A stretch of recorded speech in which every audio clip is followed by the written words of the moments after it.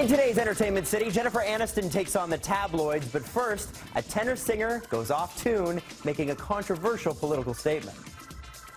We're all brothers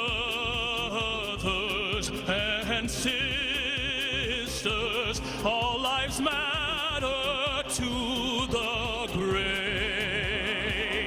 There it is, the reason the Tenors struck out with their performance of "O Canada" at last night's MLB All-Star Game in San Diego. Quartet member Remigio Pereira changed the lyrics of the national anthem to express support for the All Lives Matter movement, replacing the lines "With glowing hearts we see thee rise, the true north strong and free" with "We're all brothers and sisters, all lives matter to the great." Pereira also held up a sign with the controversial slogan. As backlash poured in on social media, the Tenors released an apology on Twitter for the quote "shameful act," saying essentially Remigio went rogue. In fact, you can see here that his fellow tenors were clearly caught off guard and unhappy by the creative liberty he was taking. The All Lives Matter movement has been denounced by the Black Lives Matter movement, which believes the phrase undermines its struggle for equality. In their statement, the Juno Award-winning tenors say they are, quote, deeply sorry for the disrespectful and misguided lack of judgment by one member of the group acting as a lone wolf. They go on to say Pereira will not be performing with the band until further notice. For Pereira's part, he's trying to explain the reason behind his actions. He tweeted, "I've been so moved lately by all the tragic loss of life. I hope for a positive statement that would bring us all together."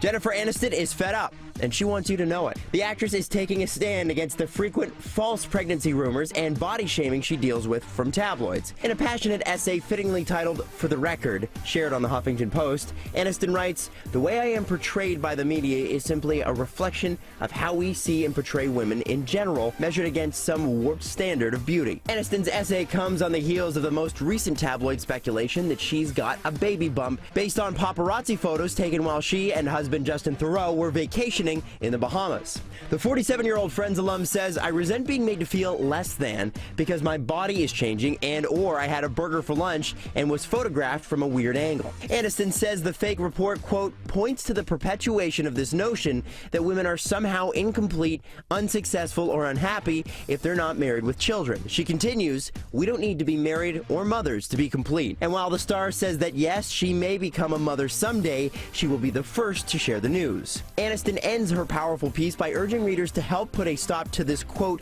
toxic tabloid messaging by not buying into it.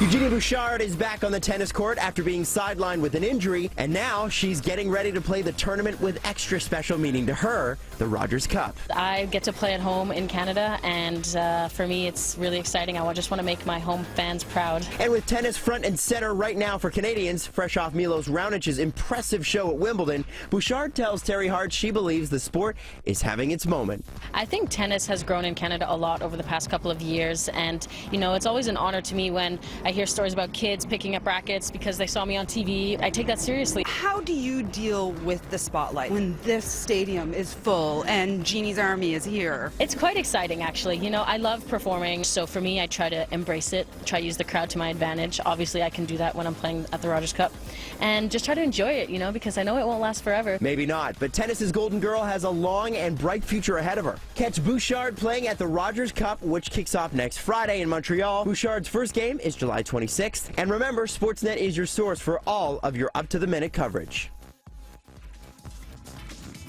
And as always, get your entertainment news here first in the morning and anytime on Twitter @NCity.